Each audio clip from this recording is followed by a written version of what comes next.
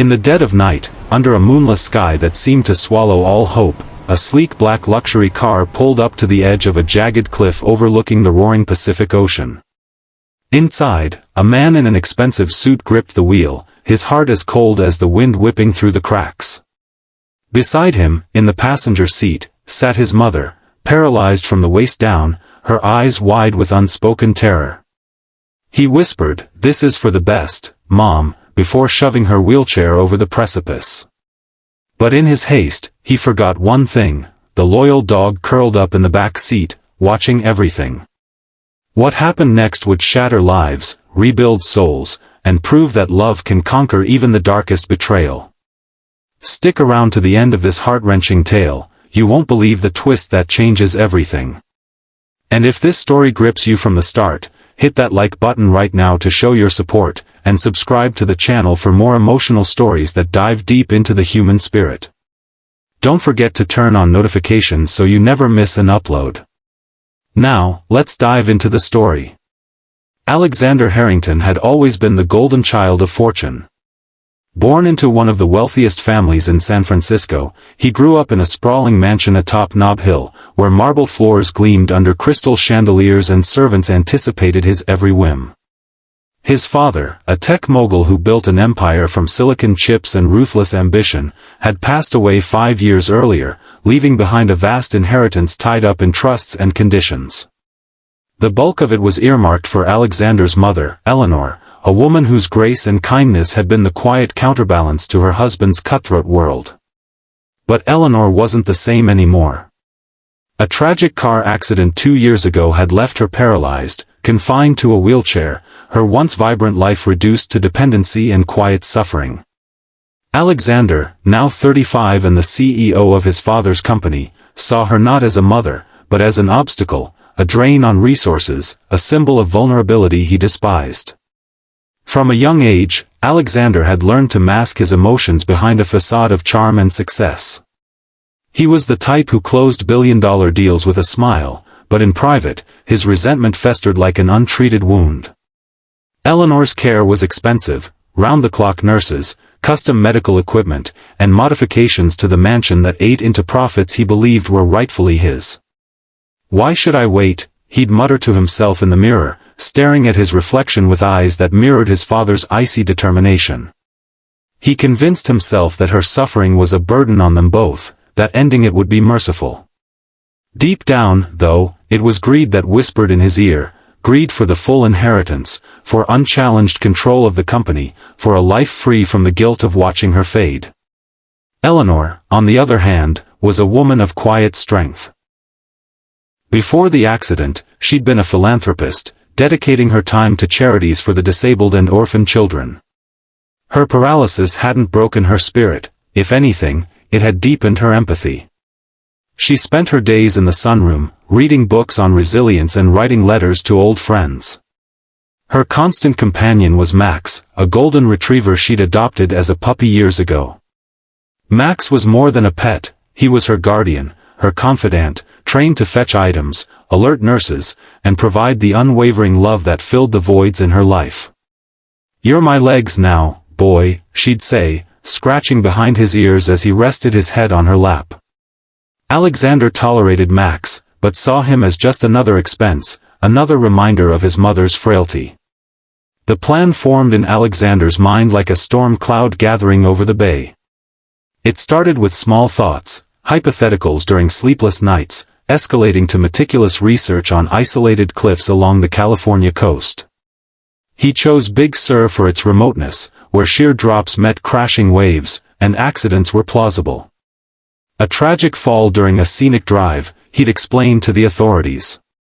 No witnesses, no evidence. He'd drug her tea that evening to make her drowsy, will her into the car under the pretense of a midnight adventure to see the stars, and drive south. Max, he figured, could stay home, but in his rush, he overlooked the dog slipping into the back seat, eager for a ride. As the car wound down Highway 1, the ocean's roar grew louder, a symphony of nature's indifference. Eleanor stirred, her voice weak from the sedative. "Alex, where are we going? It's so late." He forced a smile, his hands tight on the wheel. "Just a surprise, Mom. You'll love it." Deep inside, a flicker of doubt gnawed at him, the boy who once clung to her skirts during thunderstorms, the teenager she'd comforted after his first heartbreak. But ambition drowned it out. He parked at the cliff's edge, the headlights cutting through the fog like accusatory beams. Wheeling her out, he positioned her chair facing the void. "Look at the view," he said, his voice trembling despite himself. Then, with a shove born of desperation, he pushed. The wheelchair teetered, then plummeted, Eleanor's scream swallowed by the wind. But fate, or perhaps karma, had other plans. As Alexander turned back to the car, his face pale and hands shaking, Max leaped out, barking furiously. The dog had witnessed it all, his keen senses picking up the terror in Eleanor's scent, the betrayal in Alexander's actions. In a blur of fur and loyalty, Max bolted toward the cliff's edge, disappearing into the darkness. Alexander cursed, fumbling for his phone to call it in as an accident, but panic set in. What if the dog survived? What if he led rescuers back? He drove away, tires screeching, leaving the scene to the elements. Miraculously, Eleanor didn't die that night. The wheelchair caught on a rocky outcrop 50 feet down, wedged against a gnarled tree root that defied the erosion of time. She hung there, battered and bruised, the waves mocking her from below. Pain shot through her upper body, but adrenaline kept her conscious. "Help," she whispered, her voice lost in the gale. Then, a wet nose nudged her hand. Max had scrambled down the treacherous slope, his paws bleeding from the sharp rocks, guided by instinct and love. He licked her face, whining softly, his warmth a lifeline in the cold. "Good boy," she managed, tears mixing with the salt spray. Max stayed with her, barking intermittently, his calls echoing into the night. Hours passed like eternity. Dawn broke, painting the sky in hues of pink and gold, when a hiker named Sarah Thompson heard the distant barks.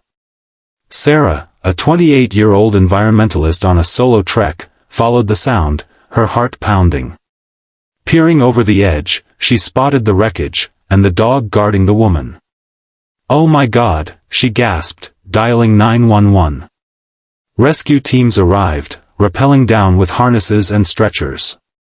Eleanor was airlifted to a hospital, her body broken but her spirit intact. Max was hoisted up too, exhausted but heroic, his story spreading like wildfire through local news. Back in San Francisco, Alexander paced his mansion, fabricating alibis. He'd reported her missing that morning, claiming she'd wandered off in confusion. But when the police knocked on his door, their faces stern, he knew something had gone wrong. "Your mother was found alive, Mr. Harrington. And there's evidence suggesting foul play." Surveillance footage from a nearby gas station showed his car heading south. Eleanor's faint recollections, pieced together in the hospital, pointed to him. But it was Max who sealed his fate, a tuft of Alexander's suit fabric caught in the dog's teeth, analyzed for DNA. The trial was a media circus, headlines screaming, "Rich heir's betrayal, dog turns hero." Alexander's lawyers spun tales of mental instability, but the evidence was damning. Eleanor, testifying from her wheelchair, looked at her son with eyes full of sorrow, not hate. "I raised you better than this, Alex. What happened to the boy who dreamed of changing the world?" Her words cut deeper than any sentence. Convicted of attempted murder, Alexander was sentenced to 25 years, his empire crumbling as shareholders fled. In prison, isolation forced Alexander to confront his demons. Letters from Eleanor arrived monthly, forgiving, urging reflection. "Wealth isn't power, son. Love is." Slowly, he changed.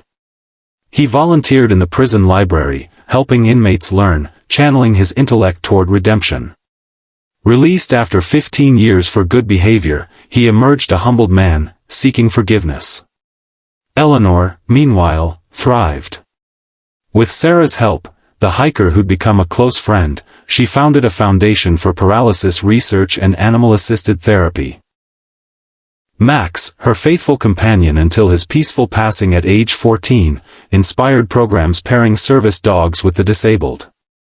Eleanor's story became a beacon, speaking at conferences about resilience and family bonds. Years later, Alexander knocked on her door, graying and tentative.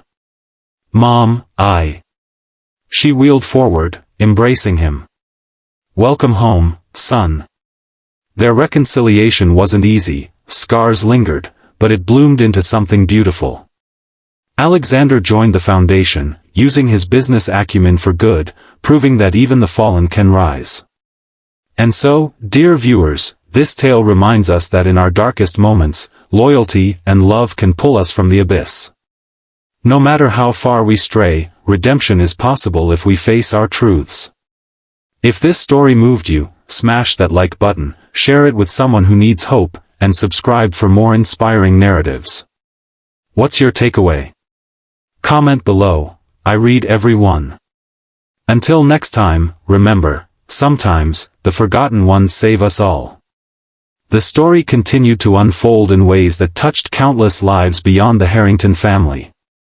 Sarah Thompson, the hiker who stumbled upon the scene, found her own path transformed. Before that fateful morning, Sarah had been adrift, a recent college graduate disillusioned with corporate jobs, hiking to escape the pressures of student debt and unfulfilled dreams. Saving Eleanor ignited a spark in her, a calling to advocate for wilderness preservation and emergency response training. She partnered with Eleanor to expand the foundation, incorporating outdoor therapy programs where paralyzed individuals could reconnect with nature through adaptive equipment. Sarah's blog about the rescue went viral, leading to a book deal, Cliff's Edge, a story of survival and second chances. Royalties funneled back into the cause, and Sarah met her future husband, a paramedic from the rescue team, during a fundraiser. Their wedding, held on a safe overlook near Big Sur, symbolized new beginnings, with Eleanor's blessing. Max's legacy lived on through the Foundation's Max program, which trained dozens of service dogs each year. One such dog, a lively lab named Luna, was paired with a young veteran named Miguel Rodriguez, who lost his legs in combat. Miguel had spiraled into depression, isolating himself in a small apartment, haunted by memories of war. Luna's gentle nudges and unwavering presence pulled him out, much like Max had for Eleanor. Miguel became an ambassador for the program, sharing his story at schools and veterans groups, emphasizing how animals bridge the gap between despair and hope. "That dog didn't just fetch my meds," he'd say. "She fetched my will to live." Alexander's journey in prison was fraught with challenges that tested his resolve. The first years were hellish. Stripped of luxury, he faced hostility from inmates who saw him as a spoiled rich kid. Fights broke out, and solitude in his cell forced introspection. He read voraciously. Philosophy books on ethics, memoirs of reformed criminals, even his mother's old letters from childhood. A prison counselor, an elderly man named Mr. Jenkins, became his unlikely mentor. "Son, you've got brains, but no heart. Time to build one," Jenkins advised during weekly sessions.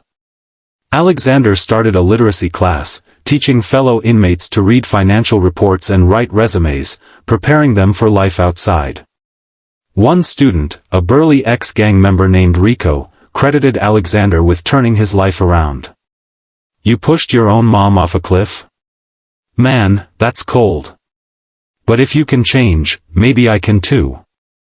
Rico's release and subsequent success as a community organizer inspired Alexander further. Upon release, Alexander didn't reclaim his old life. The mansion had been sold to fund Eleanor's foundation, and he lived modestly in a rented apartment. Reconnecting with Eleanor was gradual, awkward dinners, therapy sessions where old wounds were aired. "I hated you for what you did," Eleanor confessed one evening over tea. "But hate poisons the soul. I choose love." Alexander wept, the first real tears in decades. He poured his energy into the foundation, negotiating partnerships with tech companies for innovative prosthetics and AI-assisted mobility devices. His expertise turned what was a small charity into a national force, raising millions. Challenges persisted. Media scrutiny hounded them, tabloids dredging up the past, questioning Alexander's motives. A rival executive from his old company launched a smear campaign, accusing him of fraud. But Eleanor stood firm. "We've faced cliffs before," she'd say with a smile. Together, they weathered the storm, emerging stronger. Public opinion shifted as stories of their work spread: a paralyzed child walking with experimental exoskeletons, a family reunited through therapy dogs. The inspiring message echoed far and wide. At a TED Talk, Eleanor wheeled onto stage with Alexander by her side. "Betrayal doesn't define us," she declared. "It's what we do after that shapes our legacy. My son forgot the dog, but the dog never forgot love.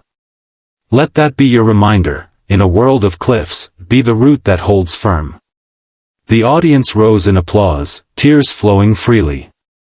Generations later, the Harrington name synonymous with redemption, not scandal.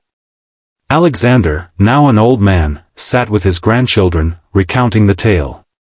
"I was lost in wealth's shadow," he'd say. "But love lit the way back." And Max? His statue stood at the foundation's entrance, a bronze tribute to the forgotten hero who changed everything. As the years rolled on, the foundation expanded globally, establishing chapters in Europe and Asia. Eleanor, though aging, remained its heart, mentoring young leaders like Sarah's daughter, who pursued medicine inspired by the family story. Alexander found personal peace in writing, a memoir titled Forgotten Loyalty that became a bestseller, proceeds benefiting animal shelters. He married late in life, to a kind social worker who saw past his history, and they adopted rescue dogs, honoring Max's memory. One poignant challenge came when Eleanor faced her own mortality. Diagnosed with a terminal illness, she gathered the family. "No cliffs this time," she joked weakly. Alexander held her hand, vowing to carry on. Her passing was peaceful, surrounded by love, her final words, "Forgive, always." The funeral drew thousands, a testament to her impact. In the end, the story of the rich son, the paralyzed mother, and the forgotten dog became legend, a cautionary yet uplifting saga. It taught that wealth corrodes without compassion, that betrayal can be redeemed, and that the smallest acts of loyalty can topple empires of greed. Viewers, if you've made it this far, you've journeyed through depths of emotion with us. Like if it resonated, subscribe for more, and remember, in your own life, be the dog, fierce, faithful, unforgettable.